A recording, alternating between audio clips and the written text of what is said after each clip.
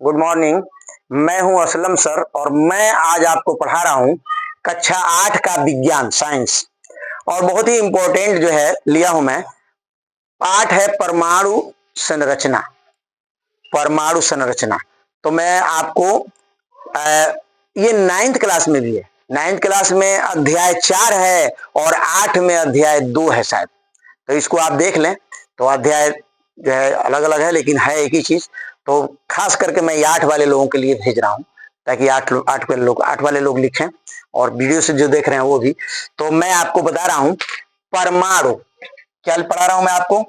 हाँ, परमाणु। तो परमाणु जो है वो 3 मूल कणों से मिलकर बना होता है। कितने कणों से मिलकर बना होता है?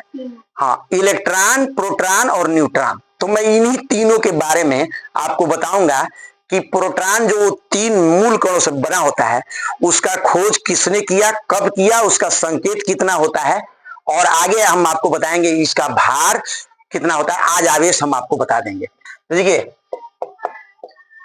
परमाणु परिभाषा लिख दे रहे हैं हम आपको। परमाणु, देखिए याद रखिए कि परमाणु स्वतंत्र अवस्था में नहीं रह सकता। याद रखिए, परमाणु स्वतंत्र अवस्था में नहीं रह सकता, नहीं रह सकता, परंतु रासायनिक क्रिया में भाग लेता है। रासायनिक क्रिया में भाग लेता है। देख रहे हैं, परमाणु स्वतंत्र अवस्था में नहीं रह सकता लेकिन रासायनिक क्रिया में भाग लेता है। और ये एक चीज रखिए कि परमाणु 3 मूल कणों से मिलकर बना होता है। 3 मूल कणों से मिलकर बना होता है। बना होता है। हम बोलते हैं, बोल रहे हैं, हम आवाज जा रही होगी, आप बोल के लिख, उससे लिख लीजिए, सुन के लिख लीजिए अगर नहीं साफ दिखाई दे रहा है तो, है ना, बनता है। वो 3 है।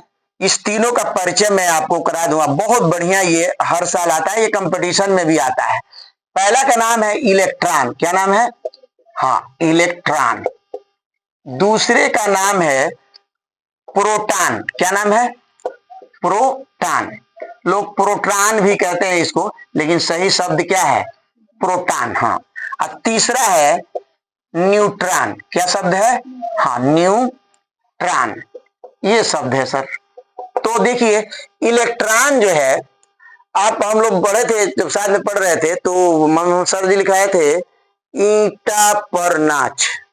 तो इसी पे हम भी याद कर लेते हैं कि ये ईटा यानी टॉमसन ने इसका खोज किया था। तो हम लिख दे रहे हैं इसको। देखिए, छोटे लेटर का ई से प्रदर्शित करते हैं समझ में। हाँ, और इस पर जो आवेश होता है वो भी लिख दे रहे हैं। इस पर आवेश होता है -1.6, है ना, गुणे 10 पर ऋण 19 का। ठीक है। इसका खोज जो है वो 1897 में, 1897 में टॉमसन ने किया था। किसने किया था? हाँ, टॉमसन ने। इतना अगर आपको याद हो कि ये इसे ई से प्रदर्शित करते हैं और इस पर जो आवेश है वो -1.6। इसका हम आपको इसके बारे में विस्तार से भी बताएंगे। इलेक्ट्रॉन के बारे में, इसके दरम्यान कितना होता है। 11 बारे में आता है तो लड़के नहीं लिख पाते हैं कि इलेक्ट्रॉन का द्रव्यमान नहीं लिख पाते हैं। हाँ, इलेक्ट्रॉन का द्रव्यमान जो है वो होता है 9.1 गुणे 10 पर ऋण 31 घात किलोग्राम। बाद में बताएंगे आपको। फिलहाल आप इसका थोड़ा सा परिचय ले लें कि इसका कब किसने इसका आविष्कार किया, इस पर आवेश कितना होता है, इसका संकेत। प्रोटॉन का जो होता है वो पी से, कैसे प्रदर्शित करते हैं? पी से। इस पर आवेश जो होता है अरे में वो इतना ही होता है मगर वो प्लस में होता है। प्लस 1.6 गुणे 10 पर ऋण 19 घात कूलाम। कितना होता है? कूलाम। आप कूलाम हिंदी में भी लिख सकते हैं, लाइए मैं हिंदी में लिख दूं, कूलाम। और इसका आविष्कार जो है वो 1800 कितना में किया था? 1886 में। हाँ, 1886 में ईटा पर, तो ईटा हो गया थॉमसन, अब पर यानी रदरफोर्ड, किसने किया था? हाँ, रदरफोर्ड, रदरफोर्ड ने किया था। ये इतना याद रखें आप। इसका संकेत, इस पर आवेश और इसका आविष्कार किसने और कब किया, इतना याद रखिए। फिर हम इसके बारे में विस्तार से पढ़ाएंगे एक एक करके। न्यूट्रॉन का देखिए, इसका चैडविक ने किया था। इसको ये छोटे लेटर का यम से प्रदर्शित करते हैं। इस पर जो है आवेश जीरो होता है, क्या होता है? शून्य। हाँ, शून्य आवेश होता है, इस पर कोई आवेश नहीं होता। आप लिख सकते हैं इस पर कोई आवेश नहीं होता है। इसका खोज 1932 में, हाँ 1932 में चैडविक ने किया था। किसने किया था? हाँ, चैडविक ने। ईटा, तो ईटा से टॉमसन हो गया। आप पर रॉ से रदरफोर्ड हो गया। नाच या न्यू नाट ना अच्छो अच्छो से चैडविक, क्या हो गया? चैडविक। हाँ, चैडविक।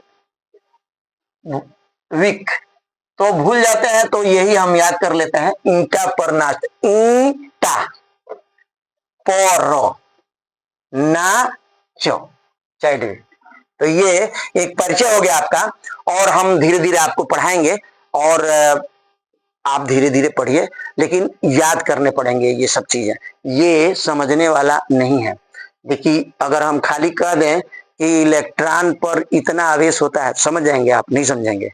उसको याद करना पड़ेगा कि इलेक्ट्रॉन पर -1.6 गुणे 10 पर ऋण 19 घात, अब प्रोटॉन पर +1.6 गुणे 10 पर ऋण 19 घात कूलाम आवेश होता है। इसका द्रव्यमान देखिए, इसका लिख देगा द्रव्यमान, इसका द्रव्यमान होता है, इसका द्रव्यमान होता है, इलेक्ट्रॉन क्या लिख ही दे रहा है, 9.1 गुणे 10 पर ऋण 31 घात किलोग्राम। इसका होता है 1.97, इसको जरा देख लें, गुणे 10 पर ऋण 27 घात किलोग्राम, इसको जरा देख लें। और जो है न्यूट्रॉन का भी होता है 1.67 गुणे 10 पर ऋण 27 घात किलोग्राम, इसका भी इतना ही होता है। इसका भी होता है 1.67, तो आगे थोड़ा सा अंक कम बेस होता है, लेकिन लगभग ये बराबर होता है। प्रोटॉन और न्यूट्रॉन का भार बराबर होता है। चलिए, तो मैं आपको भार बता दिया, यहां लिख दे रहा हूं मैं भार, यहां भी लिख दे रहा हूं भार, है, यहां भी लिख दे रहा हूं भार। ये जब आगे जाएंगे आप 11-12 में सवाल लगाता हूं तो इसकी जरूरत पड़ता है कि इलेक्ट्रॉन का भार कितना होता है, सवाल में दिया नहीं रहता है, तो उसमें याद कर लीजिए कि इसका भार 9.1 गुणे 10 पर ऋण 31 घात किलोग्राम, इसका भार होता है 1.67 गुणे 10 पर ऋण 27 घात किलोग्राम, 1.67 गुणे 10 पर ऋण 27 घात किलोग्राम। आवेश इस पर नहीं होता है, इस पर होता है, इसको आप याद कर लें। मैं हूं असलम सर।